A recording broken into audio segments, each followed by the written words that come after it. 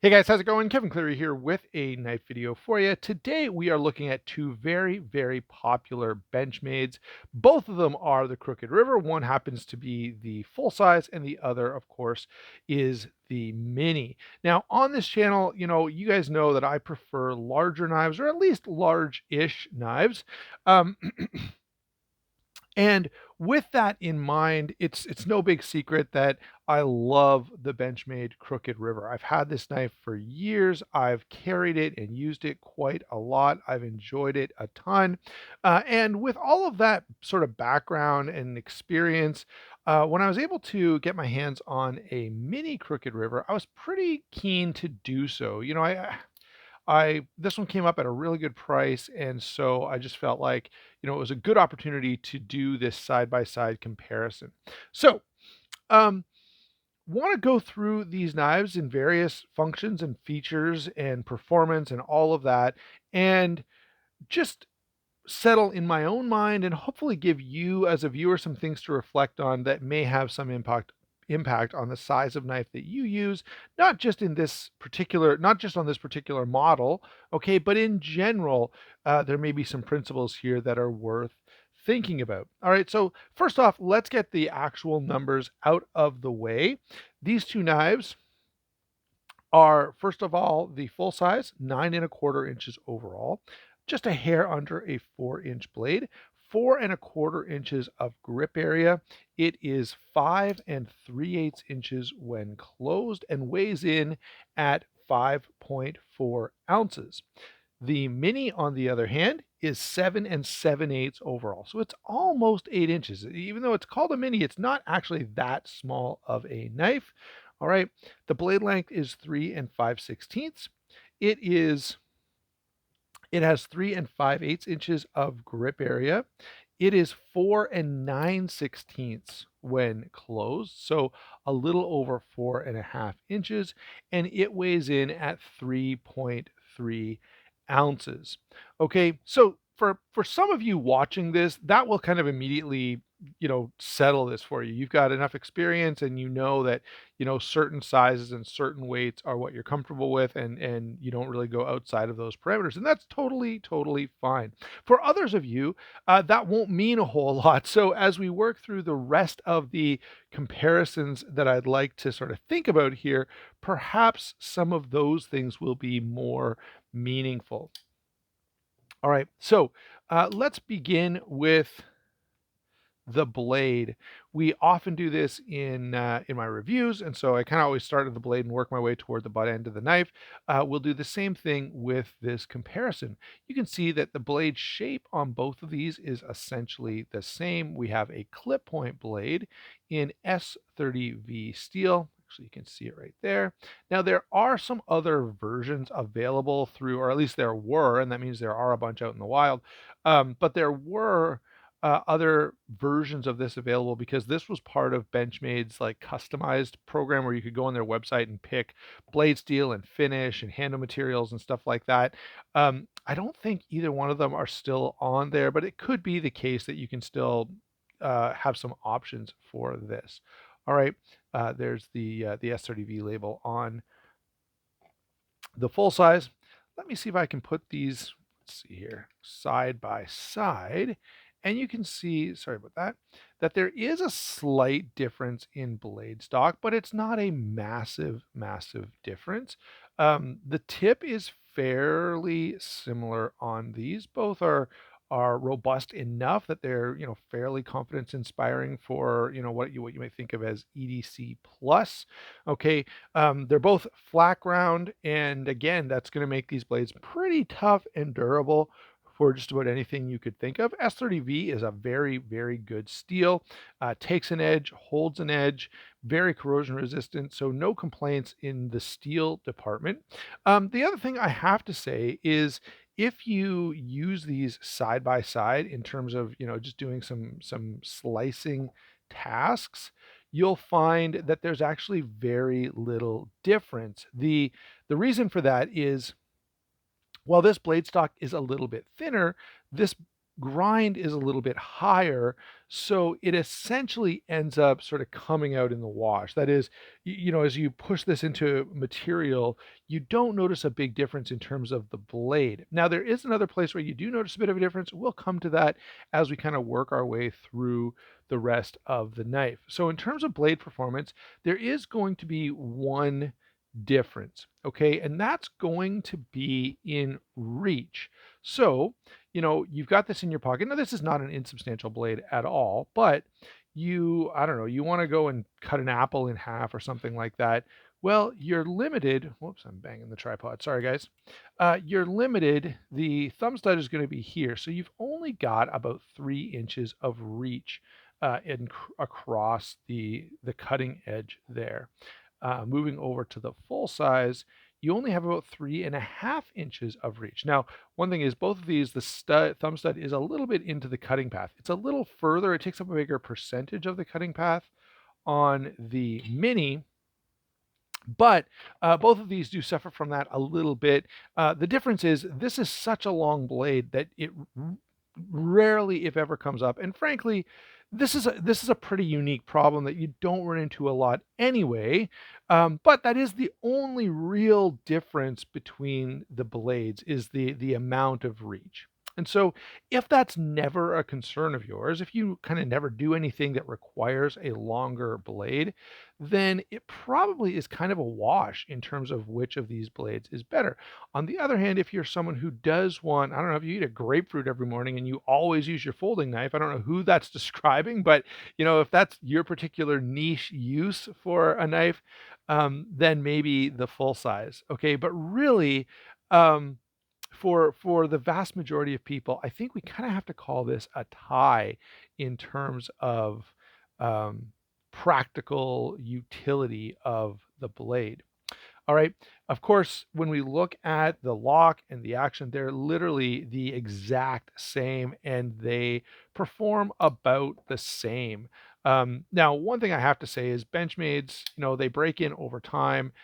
You may want to, play with if you've got whatever Benchmade you've got, you're going to want to play with it a bit, flick it open and close, make sure you break the knife in well. One of the things that I would always do upon buying a knife is at the very least, I'd loosen off the pivot, blow this out with some forced air and put some lubrication here. The other thing you may want to do is tighten this down. I just had this question about a Benchmade and had a little discussion about this, so I've kind of fallen in, I've digressed a little here, but nonetheless, overall, most Benchmades over time are going to perform very similarly. If you have one that's really not performing well, it probably means it needs to be cleaned or it needs like something needs to happen and it probably will improve. Or you could actually have one where, it's a little out of spec and it's not riding quite flush and square. That's a different problem and may need to be addressed in other ways. But both of these are very, very good. They deploy quickly and easily. They're smooth. The axis lock works well. There's easy access to it. Yeah, access, I got it. The other thing, of course, both have Omega springs. Now, we've had this discussion again, and I feel like I'll bring it up just briefly to say that the Kaiser Escort kind of nailed the implementation of the Omega spring style axis lock. They did a number of things different. Go watch that video if you want to see a full discussion of that. But I wish Benchmade would see some of that innovation and bring it over into their knives.